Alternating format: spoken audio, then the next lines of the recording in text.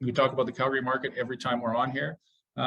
We pulled some stats today. I've got them right here. And the numbers are pretty much identical to last month.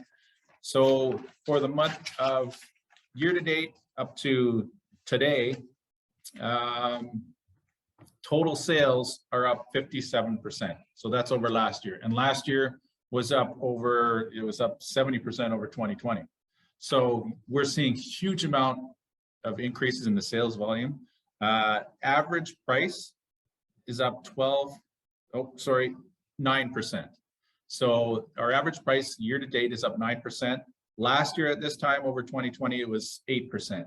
So we're seeing more, bigger increases in 2022 than we did see in 2021. And it's just what we predicted last year when we started coming out of the pandemic malaise where nobody was buying anything at all. Mm-hmm. So these numbers that we're seeing, they're pretty consistent with what we've been saying all along. People are getting out there and they're buying. And that's why we're seeing the supply crunch and getting into the multiple offer situation. And Tim, what is the average sitting at today? Just for the average price? Yeah. The average sale price today is $538. $538. So people always ask us, where do you see it going? Tim and I could sit here and tell you, we see the average getting to 650,000. So we've got a ways to go. This isn't going to go robust all the way to 650,000, no. But it will just keep ticking along. Okay. I know I was with the president at a hockey party. I was telling Tim when I came to the office on Monday, the president of In Play Oil, and he was telling me, Azad, we're not going to be hiring like we did back in the day. We've found a way to sustain our staff levels, and we're just going to continue. So we don't see that sector ramp. It will get, as you said, Tim, bigger companies will have to hire more, no problem at all. But we're not going to see those levels of population growth like we did back in the boom in 2006, 2007. But let's just talk about where the market's at. So in the last 7 days, 485 homes, single detached homes came on in the Calgary market in the last 7 days. And out of those 485, 495 sold. So Tim, that's where your stat comes in at -3% right now. We're slowly, sorry, that's new listings. That's new listings. Sorry, that's on new listings coming on and what's been selling. So it's not, the inventory level isn't surpassing, it's still staying flat or in the negative right now. So everybody has to understand that. What markets are going up? Anything under 800,000 is going crazy. Over $1 million is a little softer because people have to have a bigger deposit down. The townhouse market and the attached home market is doing very, very well. It's gone up at least 10% this year already. So that means condos up with 330 and now between 330 and 350. We were buying, Tim, attached suited properties roughly for 360, 380. It's hard to find them under 420 right now for a good one. Yeah, and you can see on this slide here the different housing types, the increases that are happening year over year. So that would be the month of March to 2020 over the month of March 2021. So you're seeing increases across the board no matter what the property type is. Yeah, and what we're very, very excited about is the condo market. Finally, after all these years, it's only been about 10 years, it's up 6%. We just sold a condo on Sunday night in Union Square. And some people are holding, or they've been holding off for so long because they invested, Tim, 10, 12 years ago on these condos. But just to give you a number on this Union Square condo, 2 bed, 2 bath, 900 square feet, full mountain views, Tim, beautiful, stunning, 17th floor. Our client bought it for 460,000. We did not buy it for her. We want to stress that. And she's been holding and holding and holding, and she can afford to get out. She's a lawyer, and she just offloaded for close to $100,000 less than that. So people have been holding and wondering where the market's going. We believe, and we know this, Tim, after the detached homes and the attached homes and the townhouse homes go up like they are, it's roughly 1 year after that that the condo market starts to go up. And that's why we really want to do the burst strategy for everybody out there, because when Tim and I got into the market, most of our investors were flipping condos, and they were simply going in, Tim, putting baseboards, some new flooring, some paint, and making $30,000 to $40,000 on every condo. And some of these guys were doing one every 3 months, Tim. Yeah, So, and the the easy thing for them is they didn't have to change the outside because that's the condominium part of it where it's all shared property.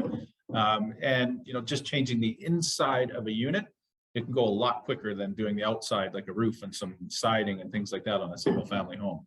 So we may see that come back again. Actually, we are going to see that come back again, but we're not there yet. So we're not going to tell people to go in and do condos yet for renovations. Yeah, so that's our April market update.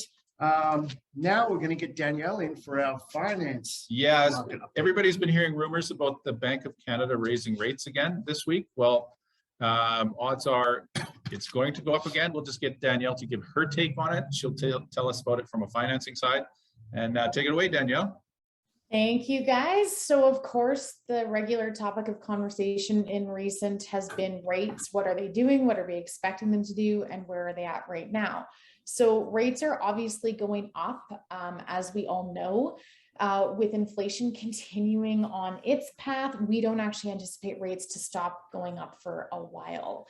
So not only fixed rates, but also variable rates. And typically, sometimes, you know, they can be inversely related, but as we're seeing right now, we are seeing both increasing. So where are rates at? So high ratio rates, for those of you that don't know, a few years ago when Bank of Canada introduced its qualifying rate, the banks responded with a tiered interest rate system. So less than 20% down is a better rate than more than 20% down, but then you get to 35% and it's more. So anyways, it's kind of complicated, but to kind of keep things simple is if you're putting down less than 20%, interest rates and right now on a fixed are around 3.79 as compared with July, August last year when we were low 1%, mid 1%, and then creeping up to higher 1%. So we've seen quite an increase in, you know, the last 8 months even. Conventional rates. So when I say conventional, that's more than 20% down payment. Those are around 4.09%. So we have seen conventional rates creep up over 4%.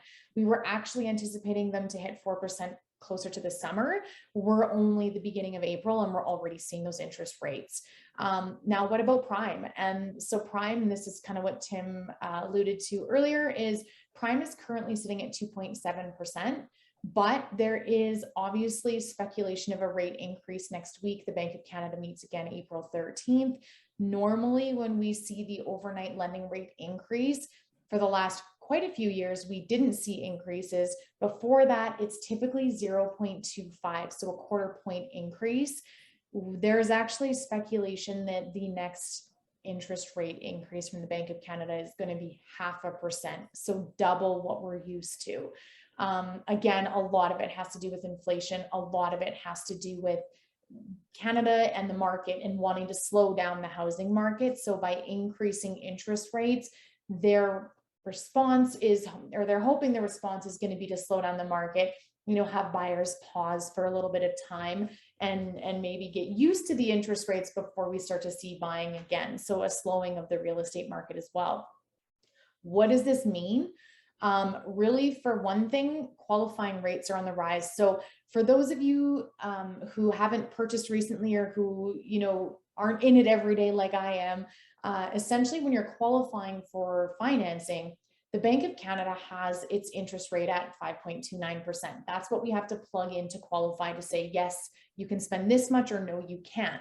Now, that interest rate is either 5.29 or it's the contract rate plus 2%. What is the contract rate? That's the actual interest rate you're getting. So let's use the 3.79% as an example.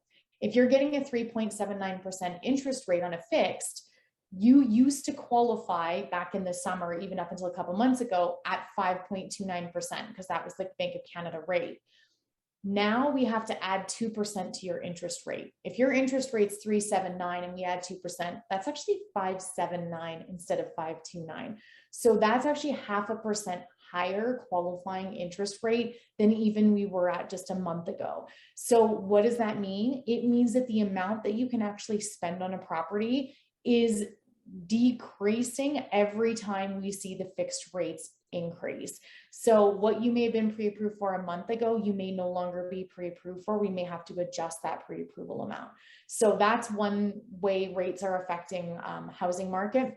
And secondly, cash flow. So this is something that we obviously talk about lots as investors is what is your cash flow going to be? Now that is obviously offset by rents. Rents are on the rise right now. And I know Tim and Azad can address that eventually, but as the interest rates go up, your mortgage payment is increasing. Therefore, typically your cash flow is going to be coming down. The nice thing right now is that we are seeing rental rates increasing, so that might be offsetting that rate a little bit. But those are two key things to keep in mind right now.